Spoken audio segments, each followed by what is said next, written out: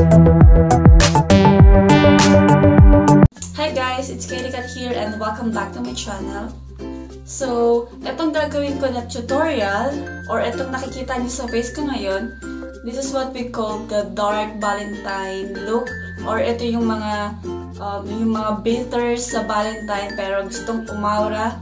But disclaimer, I am not single, I am not bitter as well. It's just for the tutorial and for the for the collaboration with my Beauty of Pinay. So guys, please like our page, subscribe to my fellow members, and then lahat ilalagay ko yung links sa description box for you guys to check it out. And I hope na magustuhan nyo tong look na to na ginawa ko. So hope you like this video guys, and please subscribe to my channel as well, and see you at my next one guys.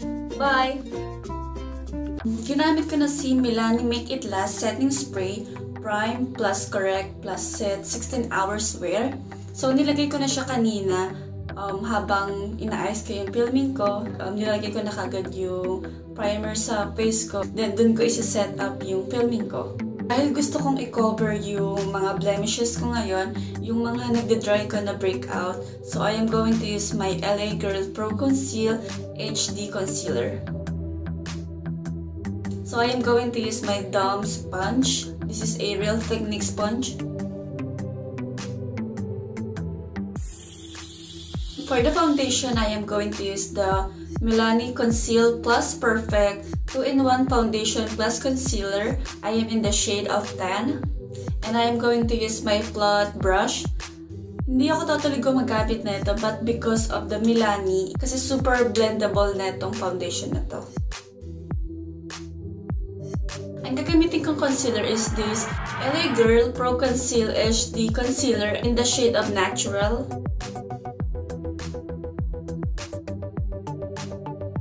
So gagamitin ko si Coty Airspun for the baking. Habang binibake ko yung face ko is gagawin ko na rin yung eyebrows ko. So I'll be right back guys. Instead na eyeshadow primer yung gagamitin ko is ang gagamitin ko concealer. I really don't use eyeshadow primer, yung mga ganang egg-egg. Kasi mas prepare ko talaga na concealer yung pinaka-base nung eyeshadow ko. Gagamitin ko yung pinaka-basic eyeshadow palette ko na as in gamit na gamit ko kasi pang crease at pang transition na color is nasa isang palette na. So this is the Studio Makeup On The Go eyeshadow palette. So gagamitin ko tong creamy beige matte na to set my concealer.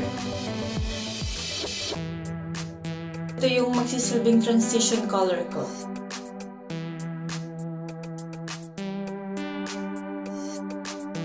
So for my crease, I am going to use this warm brown para ma-define yung crease ko and to make it a little bit, like deeper. Ang gagamitin ko itong si dark chocolate na shade. Ititip ko lang itong brush ito sa dark chocolate na shade and ilalagay ko lang siya dito sa pinaka outer crease ko and then i-blend ko na lang siya inwards.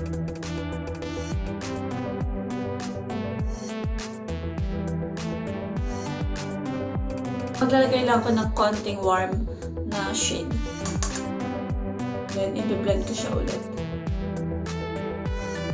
So for my eyelid, I'm going to use this LA Colors 18 Color Eyeshadow. Yan siya. So ito yung gagamitin ko. So binasa ko lang ng konti yung brush and then at the same time yung eyeshadow para maging creamy lang siya ng konti, hindi super powdery.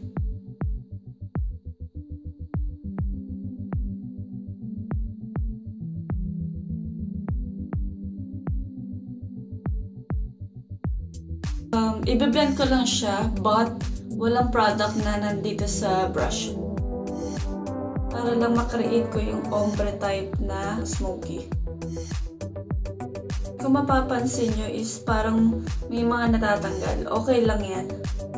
Kasi I can build it up naman. Gagamitin ko ulit si LA Girl.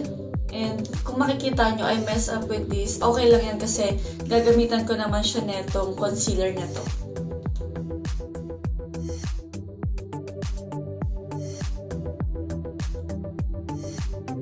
So for my eyeliner, I am going to use my Maybelline na black gel liner.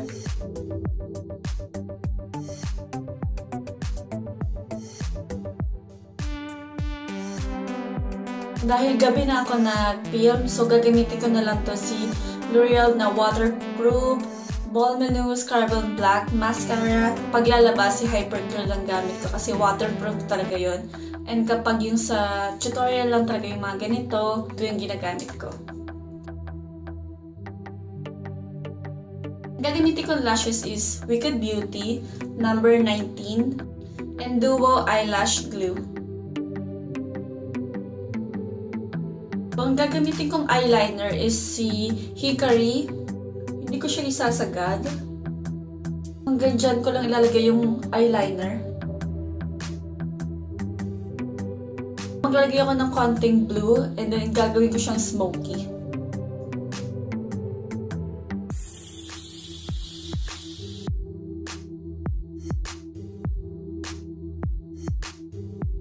Instead na white ang gagamitin ko para may tear duct, ang gagamitin ko is sky blue.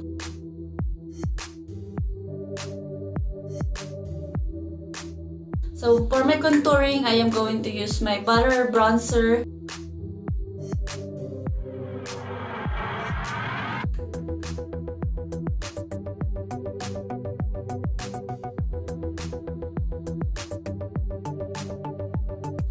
So for my blush, I am going to use my Becca. So silang dalawa yung gagamitin ko.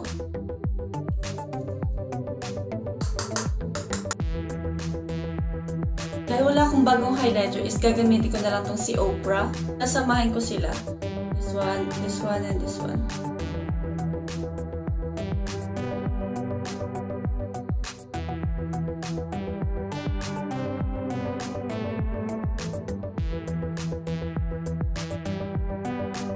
Dahil pang bitter itong Dark Valentine's na makeup na to, so I decided na brown lipstick ng Wet n Wild ang gagamitin ko in the shade of Goth Topic. So super bitter, di ba?